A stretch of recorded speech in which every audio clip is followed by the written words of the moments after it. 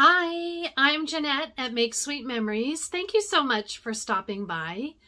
I have some ideas today on how to create title pages or signature pages, either the beginning of your book or the end of your book. People often ask me about what to do with those pages, and I want to give you some tips on how to make them personal for you.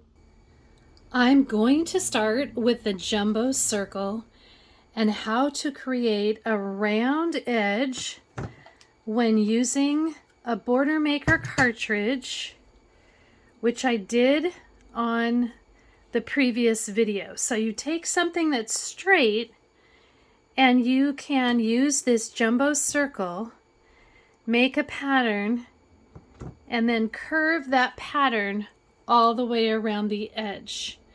This can make a really fun title page. So I have my jumbo circle marked, and if you don't already have that done, you'll want to go back to the first video. It'll only take you a few minutes, and once it's marked, and you can use it over and over very quickly. So it only takes a few moments, but I wanted to show you as well what I did here on my mat just to help me with these angles. You can see that the 45-degree angles go all the way out to the edge of the mat, but the 30-degree angles do not. So if you want to take a ruler, and I used an older Stabilo pencil that I had that had a white and a black end, and I just extended those lines out just a wee bit further with my pencil here, just so I could see them a little bit more clearly. So I think that helps just to build your confidence that you're in the right spot. And I would recommend that you do that on your 30-degree angles here. If you can make it go all the way up to that edge, you'll just feel more confident that you're in the right place. This one right here needs to go up a little further. I just find it really helpful when you're working with larger pieces of paper and you just want to make sure that your markings are good. So that's what I would do just to help yourself. This is a really fun idea here that I used with the Sandcastles border maker cartridge. If you're taking a beach trip or if you've already done that, this is a really cute way to kind of start out those photos. I used the Sun Rays for Days collection because the colors are bright and happy. And you could use this just as it is and kind of write the story on the inside here of your beach trip. What was the best part?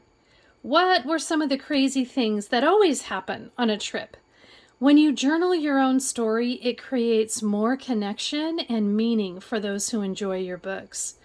I have a friend who just completed a book for her niece as she graduated from college, and she did it all in her school colors from the first page to the last. It was color coordinated. That really simplifies the process when you use a specific color palette. So consider that as you start your next album. If you were to do this, say at Christmas time, you could use the candy cane cartridge.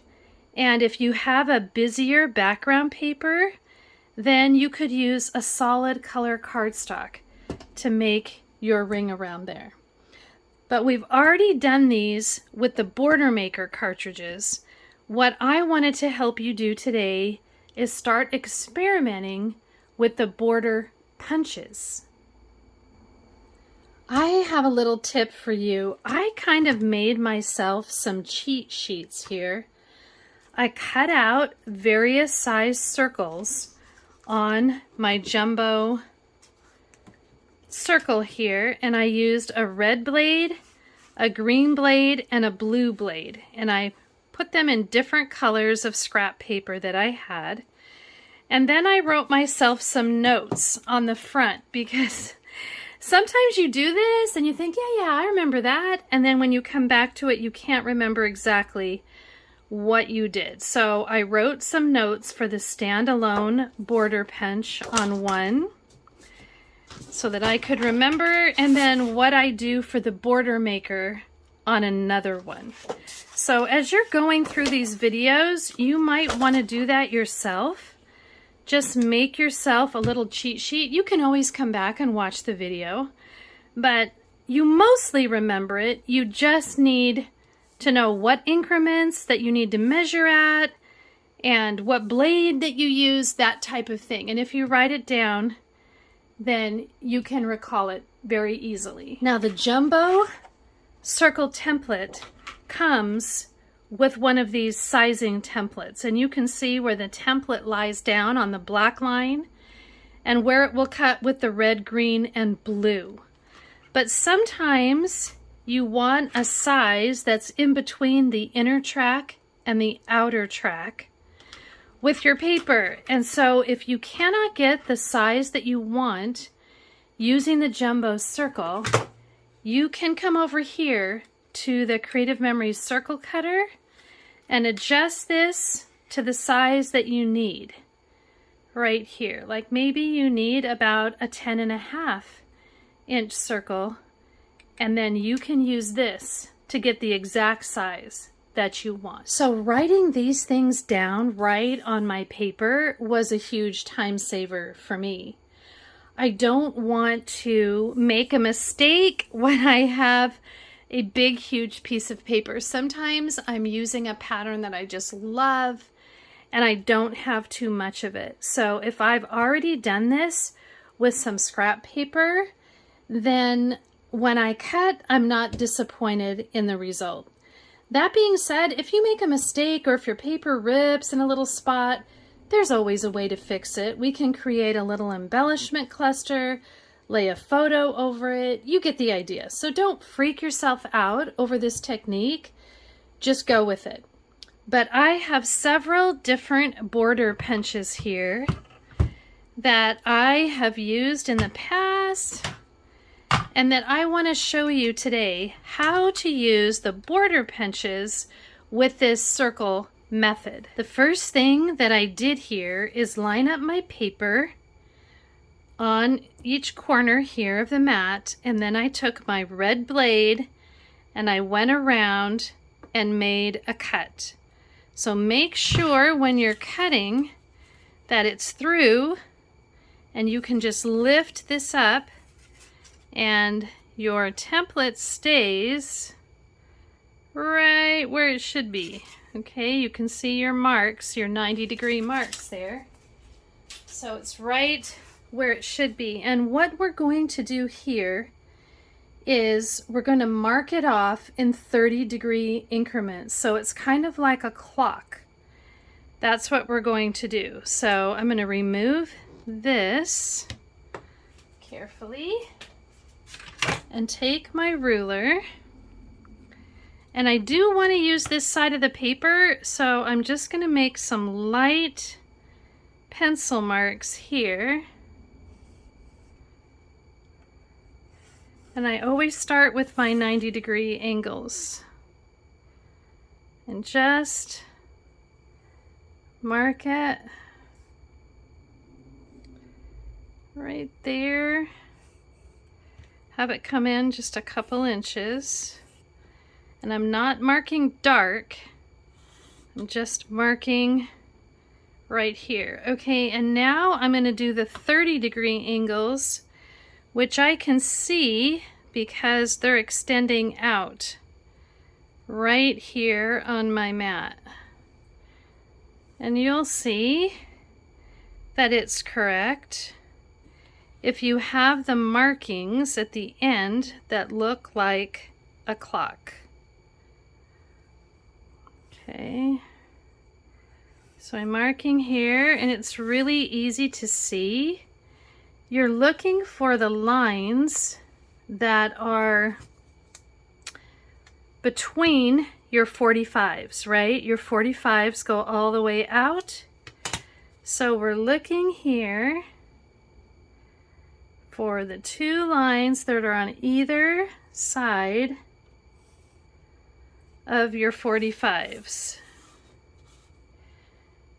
And you want them to come through this center point. At least your ruler comes through the center point. You push it out. I don't know if you can tell on my paper because it's so light. Let me bring it up. I don't know if you can see that, but I'm purposely trying to keep my pencil mark light because I know I'm going to need to erase it. But your circle should look like a clock. Here's noon, 1, 2, 3, 4, 5, 6, and so on. So you can see that it's marked correctly. The next step is you need to find the center point of the border punch that you'll be using. And as I look here, it's about 2.5 inches wide. So I'm looking for the 1 1/4 point, which is right about where that tag is, okay, where the little flag on the top is. And I want to mark my punch up here with a black line on the top and the bottom at that point. Okay, I'm trying to do this while I am filming here, and I know that that spot is right there. There's the 1 1/4. So I'm just going to make a little dot here, and then I'm going to flip this around and do the same thing on this side.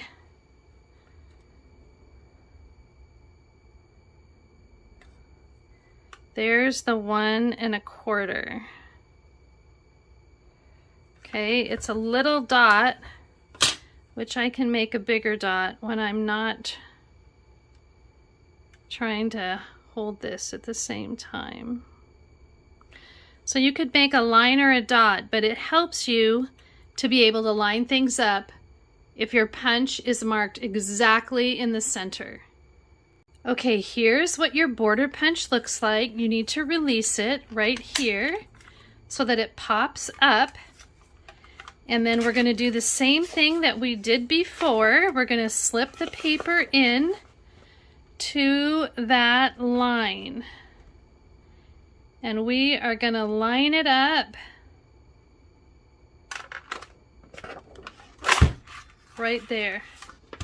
Okay.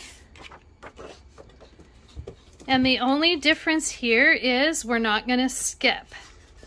We're just going to come around to each one and line them up. So wherever that line is, that's where we're going. Okay, and we're going to take it all the way around. Let me do one more for you so that you can see again. Come up close. There's the line.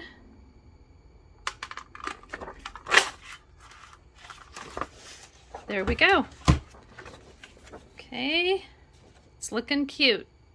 You can see now that I've gone all the way around the edges and I have this cute little kind of magical kingdom look all the way around. Then I would just take my eraser and erase those light lines that I have. I looked on the back of this particular paper and it's kind of a black and white print. And it's cute, but it doesn't show the design as well. So you always want to kind of look. I prefer to mark the back of the paper whenever I can, the lighter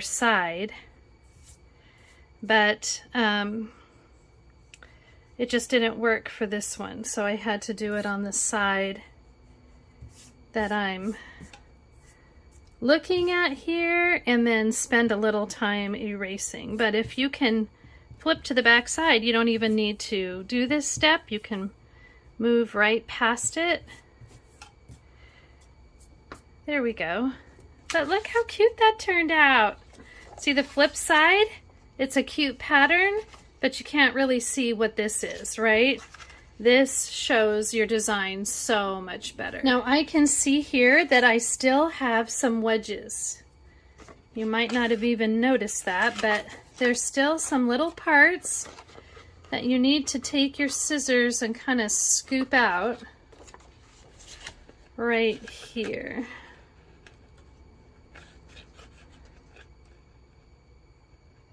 Just kind of cut those out. And it's not super precise. So you can see I only have a couple of those. Where's the other one? Here. That are just kind of hanging on here.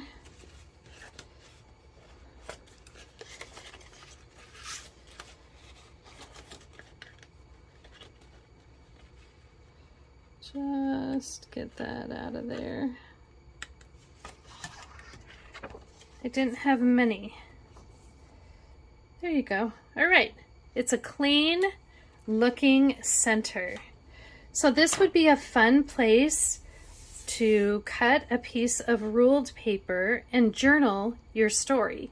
So you can see how helpful it is to have the sizes already cut. This is the Jumbo Circle Red Blade Inside Track, and it tells me how wide it is. So I could see where that would lay, and this one could go on top. Jumbo Circle Green, blade on the inside track. Okay, so that's why I do this, so I don't waste a lot of time trying to figure it out each time. So I hope that's helpful for you. Just go ahead and cut your pieces and then label them. I just say IT for inside track or OT for outside track. Here is the circle that I cut out on the lined paper so that I could journal in here, and I would cut one that's slightly larger, probably in a red, something bright that goes with this collection underneath, just to separate those layers. But if you wanted to, you could also just kind of cluster something off here to the side with these colors, and then put a favorite photo right here, or some of the embellishments. There's some really cute ones. Dream big, go see, ride. These are some darling stickers with the Sparks of Magic collection. So you decide what works for you. Make sure that you do take some time, either at the beginning or the end, to journal the story. You're going to have some funny things that happened. You could put little quotes in here of funny things people said, but it really enriches your story. So make sure you take time to do that. There are lots of darling border punches that are available. Some are frame punches as well, so that you can get a straight line. You can use this and you can get it in a frame. So check out my website and see which ones are still available, because these do sell out, and it's a good idea, if you really like them, to get the ones you like sooner rather than later. I want to show you a really pretty idea with the nativity punch that I used in my Christmas album. I really love to start out each year in my Christmas album with kind of a title page that shows what year it is. So you can see down here, this was 2021. And my sweet friend Chris, she knew that I was all about this border. I just think it's such a lovely Christmas border. It doesn't have to be pictures of a nativity. around it, it just says Christmas, right? And it's so elegant. So we took some vellum paper and copied off the words and the music to "O Holy Night," which is a particularly meaningful song for me. My dad used to sing this when I was a girl. So you can see how pretty that looks. There's a little bit of glare with the page protectors, but you get the idea. And I used a larger circle behind it, and then kind of some darker paper that has little speckles of gold all the way around, and then separated it with kind of a metallic gold, and then cut the vellum and put it on. I love it! I hope this video has sparked some ideas within you as to what you can do to start or end your album. What punches could you use that would add that personal touch? If you liked watching this video today, please share with your friends so they can scrap with you. That makes the time together even sweeter. If you'd like to see more videos, please take a moment to subscribe and hit the bell so you'll be notified when new videos are released. I am growing this channel, and I appreciate each and every subscription. You can look over more ideas on my website at makesweetmemories.com and find me on Facebook and Instagram by the same name. That way we can stay connected. Let me know if you have some things you'd like to learn for future videos. Please comment below. It's my goal to help you complete albums and enjoy the process. I do have more ideas available this summer in my Summer Days class, where you can learn 6 different formulas using the Sun Rays for Days, Stars and Stripes, and the Wanderlust collections. You can email me here for registration details. Thank you for your interest in memory keeping. It's worth every bit of your time. Thanks for watching, and I'll see you soon, my friends.